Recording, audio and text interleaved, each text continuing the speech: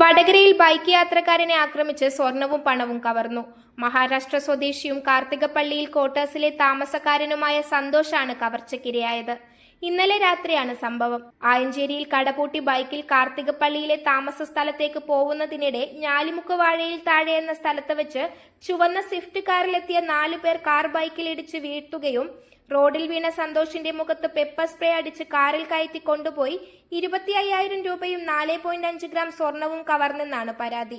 പിന്നീട് നെല്ലിമുക്ക് എന്ന സ്ഥലത്ത് ഉപേക്ഷിച്ചതായും പറയുന്നു. സന്തോഷ് വടകര ഗവൺമെന്റ് ആശുപത്രിയിൽ ചികിത്സ തേടി പോലീസ് കേസെടുത്തു. മേഖലയിലെ CCTV ദൃശ്യങ്ങൾ പോലീസ് പരിശോധന കൈയെടുത്തിട്ടുണ്ട്. News bureau, media Vadakara. വലിയ സന്തോഷങ്ങൾക്കിടയിൽ നഷ്ടപ്പെട്ടു പോകുന്ന ചില ചെറിയ ഇഷ്ടങ്ങളുണ്ട്. ബാല്യത്തിൽ എപ്പോഴോ എന്നോടൊപ്പം നടന്ന് എനിക്കൊപ്പം വളർന്ന ചില ഇഷ്ടങ്ങൾ. ആ ഇഷ്ടങ്ങൾ സ്വന്തമാക്കാൻ എന്നോടൊപ്പം എന്നും ഉണ്ടായിരുന്ന എന്റെ ഫാമിലി.